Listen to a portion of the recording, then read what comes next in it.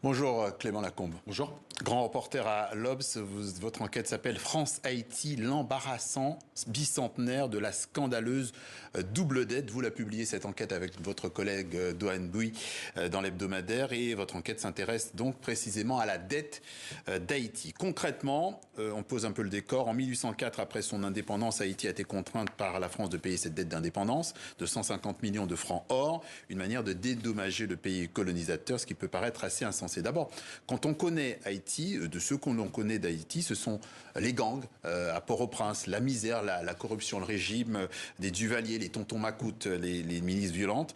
Est-ce que votre but avec cette enquête, c'était de savoir s'il y avait des raisons structurelles à cette situation chaotique? Oui, bien sûr. L'interrogation première, c'est essayer de comprendre pourquoi ce pays s'est retrouvé dans une telle misère, dans un tel état de délabrement. Qu'est-ce qui s'est passé pour que les infrastructures ne soient pas au niveau, pour que les services publics ne soient pas efficients, pour qu'il y ait une forme de désespoir dans ce pays-là. Et oui, et c'est aussi une interrogation pour nous, Français, puisque je suis un journaliste français, puisque c'est vrai que c'est quelque chose qu'on oublie souvent, vu de France, que Haïti a été une colonie française, que ça s'est appelé Saint-Domingue, que les colons français ont envoyé près d'1 million d'esclaves des côtes africaines jusqu'à Saint-Domingue, ça s'appelait Saint-Domingue à l'époque, tout au long du XVIIe et du XVIIIe siècle.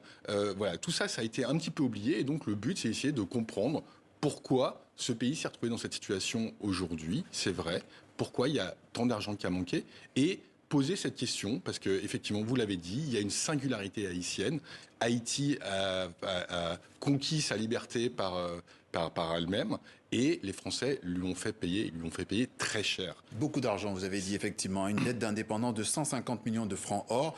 Pour que ça soit clair, à quoi cette somme correspondrait-elle aujourd'hui en euros? Alors en euros, si on prend à l'époque 150 millions de francs or, c'est l'équivalent d'environ 3 années de PIB d'Haïti. Ouais. Si on le transpose à la France d'aujourd'hui, c'est comme si on réclamait à la France 9 000 milliards d'euros. Voilà ce que ça représente. Ouais. 9 000 milliards d'euros à payer en 5 ans, parce qu'on avait demandé à Haïti de payer cette dette pendant 5 ans. Ouais. En fait, le problème, c'est que Haïti n'avait pas du tout, bien sûr, l'argent, les fonds pour payer cette dette. Donc Haïti a tout de suite emprunté de l'argent, et notamment à des financiers français, pour payer les premières traites de cette dette. Et donc il y a des dettes qui sont enchâssées les unes aux autres. Oui, c'est un peu du crédit revolving. Exactement, c'est ça. On refinance la dette, on prend d'autres emprunts pour payer les charges de la dette, le capital, etc. Donc Haïti va finir de rembourser la dette, ce qu'elle devait, ces 150 millions de francs or qui ont été ensuite ramenés à 80 millions de francs or quelques années plus tard. Elle va finir de la payer en 1878.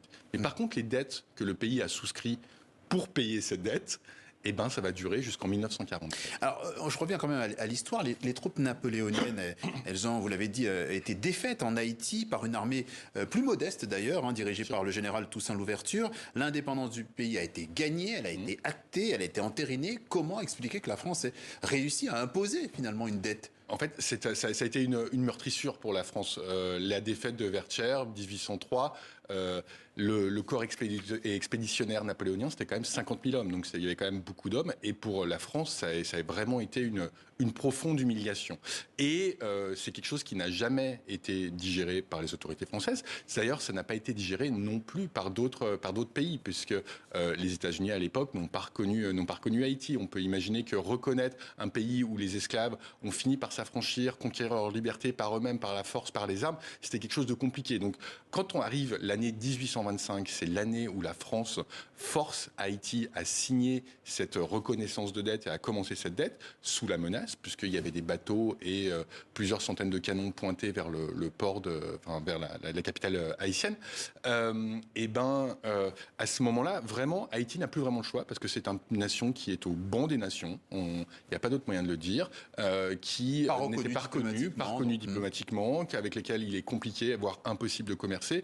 Et donc, quand la France propose finalement cet accord, cette ordonnance royale du 17 avril 1825, donc on va fêter les 200 ans demain, ouais. Et en Haïti, on est plutôt content, parce qu'on se dit, ça y est, l'ancien colonisateur reconnaît notre indépendance, on reconnaît notre indépendance.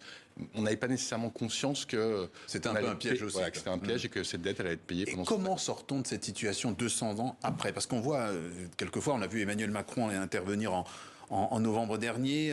Il disait que les Haïtiens étaient, je cite, complètement cons parce qu'ils n'auraient pas jamais dû, selon lui, limoger l'ancien Premier ministre. Est-ce que on est là? Est-ce que c'est vraiment est-ce que c'est pas contre-productif ce genre de Alors, fonctionnement? je ne pense pas que ce soit contre-productif. Ce qui serait contre-productif, c'est d'enterrer ce passé, de ne pas y réfléchir, de ne pas le penser, de ne pas s'interroger posément sur le poids de cette dette, l'importance que cette dette a pu avoir sur les comptes publics haïtiens. Vous avez certains économistes estiment que jusqu'à 80% des recettes publiques d'Haïti ont servi à payer la charge de la dette. Donc c'est autant d'argent en moins pour des infrastructures, pour un service public, donc en quelque sorte pour aider au développement du pays. Donc je pense que ce qui est nécessaire déjà, c'est de poser cette question, et on attend une déclaration des autorités françaises qui normalement devrait ouvrir une commission d'historiens pour se pencher sur cette dette, sur les raisons de cette dette et l'impact que ça a pu avoir sur Haïti. Et ensuite se pose la question d'éventuelles